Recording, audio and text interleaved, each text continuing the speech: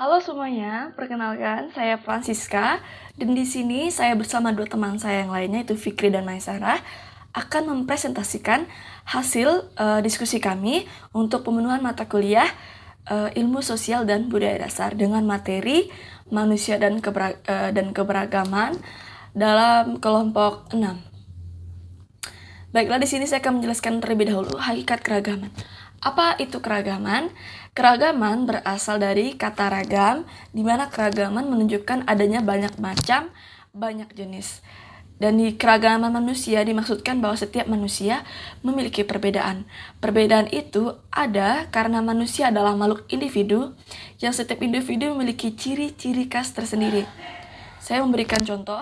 Saya memiliki ciri khas yaitu saya adalah perempuan dengan suku Dayak. Saya memiliki keyakinan tersendiri, agama saya, dan saya memiliki ciri khas tersendiri berdasarkan fisik saya, watak saya, kelakuan saya dalam lingkungan sosial saya tersendiri.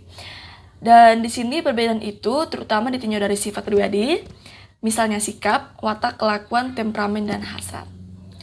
Yang kedua, saya akan menjelaskan unsur-unsur keragaman.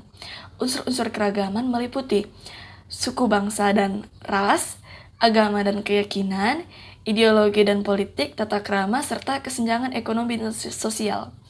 Saya akan menjelaskan satu persatu secara singkat. Yang pertama adalah suku bangsa dan ras, di mana suku bangsa yang menempati wilayah Indonesia dari Sabang sampai Merauke itu sangat beragam ya. Seperti kita ketahui, suku bangsa Indonesia itu sangat-sangat beragam. Contohnya suku Dayak, suku Melayu, suku Bugis, dan masih banyak lagi. Yang kedua, agama dan keyakinan, di mana agama mengandung arti ikatan yang harus dipegang dan dipatuhi manusia. Ikatan yang dimaksud berasal dari suatu keyakinan yang lebih tinggi dari manusia sebagai kekuatan gaib yang tak dapat diungkap dengan panca indera. Di sini maksudnya adalah agama yaitu keyakinan kita tersendiri, di mana kita menganut terhadap sesuatu yang kita anggap itu memiliki kualitas lebih tinggi dari kita dan kita selalu berharap kepadanya, memohon untuk hal yang kita inginkan. Yang ketiga adalah ideologi dan politik. Ideologi adalah suatu istilah umum bagi sebuah gagasan yang berpengaruh kuat terhadap tingkah laku dalam suatu situasi khusus dikarenakan merupakan kaitan antara tindakan dan kepercayaan yang fundamental. Yang kelima, keempat, tata krama. Tata krama ini anggap arti bahasa Jawa yang berarti adat sopan, santun, dan basa-basi. Pada dasarnya ialah segala tindakan, perilaku, adat istiadat, tegur sapa, ucap, dan cakap sesuai kaidah atau norma tertentu. Jadi di setiap daerah itu kan memiliki tata krama masing-masing ya. Misalnya dalam suatu suku tata kramanya mungkin tidak boleh seperti ini, ada hal yang harus dihindari, ada hal yang tidak boleh dilakukan. Ya, contoh seperti itu ya. Yang kelima adalah kesenjangan ekonomi dan sosial. Masyarakat Indonesia merupakan masyarakat yang majemuk dengan bermacam tingkat, pangkat, dan strata sosial. Baiklah, presentasi selanjutnya akan dilanjutkan oleh teman saya. Assalamualaikum warahmatullahi wabarakatuh. Perkenalkan, nama saya Fikri Fajar Bahari. Di sini saya akan menjelaskan tentang hambatan dalam pemahaman keberagaman. Yang pertama di sini adalah beberapa hambatan dalam menerima keberagaman, yaitu 1. Prasangka, sikap negatif orang lain berdasarkan keanggotaannya dalam kelompok tertentu, yang mana mereka menunjuk bahwa kelompok tersebut melakukan hal-hal yang tidak baik. Yang kedua adalah kesukuan, suatu kecenderungan superioritas yang berkaitan dengan kelompok budaya atau bangsa.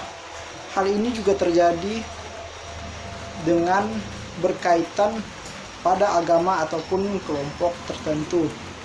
Yang ketiga adalah stereotip. Stereotip di sini adalah suatu keyakinan kelompok yang diterapkan secara universal terhadap semua anggota kelompok. Yang keempat adalah menyalahkan korban. Di sini adalah membuat atribusi sebab yang tak benar. Kadangkala hal ini dilakukan karena adanya keyakinan yang secara umum dimiliki oleh banyak orang. Yang kelima adalah diskriminasi. Diskriminasi adalah hambatan individu pada keanggotaan organisasi atau suatu pekerjaan yang disebabkan oleh keanggotaannya pada suatu kelompok tertentu. Yang keenam adalah gangguan, perlakuan yang jelek baik secara verbal maupun fisik seorang individu karena keanggotaan pada kelompok tertentu.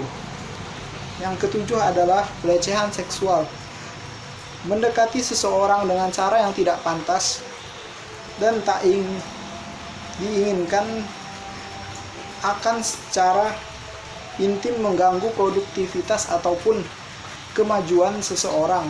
Yang kedelapan adalah reaksi negatif, reaksi untuk menghindari kekuatan dan pengaruh oleh anggota kelompok tertentu yang menyebabkan ketakutan dan kejahatan pada suatu kelompok tertentu. Berikutnya adalah peran guru dalam pendidikan. Multikulturalisme.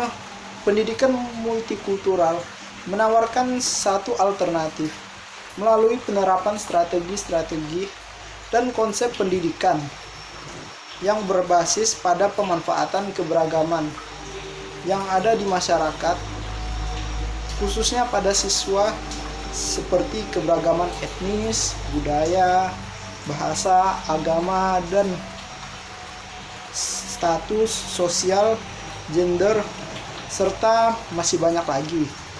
Salah satu upaya untuk bisa menghargai adanya multikulturalisme adalah perbedaan dengan memberikan pendidikan multikultural di mana ada proses penanaman cara hidup, menghormati, tulus, dan toleran terhadap sesama kelompok, keanekaragaman budaya yang ada di tengah-tengah masyarakat. Baiklah, itulah yang dapat saya sampaikan. Sekian dan terima kasih. Assalamualaikum warahmatullahi wabarakatuh. Saya Maisarah akan melanjutkan presentasi dari Fikri Fajar Bahari. Dalam kegiatan belajar mengajar, sebagian besar aktivitas umumnya akan terfokus pada peserta didik.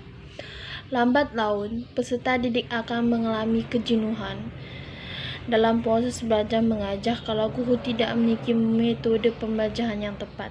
Perpaduan antara metode kerja kelompok dengan metode diskusi kelas merupakan suatu strategi belajar mengajar yang menekankan pada sikap atau perilaku bersama dalam bekerja atau membantu sesama dalam struktur kerjasama yang teratur dalam kelompok bagi 2 orang atau lebih. Metode ini menawarkan bagaimana seorang guru atau pendidik menggunakan metode 2 arah dalam memberikan materi pembelajaran. Anak didik juga mempunyai kesempatan yang sama dengan pendidik untuk mengutarakan pendapat tentang suatu materi atau masalah yang sedang dihadapi. Metode yang tepat untuk mengkomodir proses belajar itu ialah menerapkan gabungan metode pembelajaran, kerja kelompok, dan metode diskusi kelas. Beberapa kelemahan metode ini antara lain: 1. Kemampuan peserta didik yang berbeda, sehingga mungkin suatu peserta didik akan mendominasi kelompok. 2. Jika dalam kelompok semua anggota kelompok kurang aktif, maka kelompok akan menjadi pasif. 3.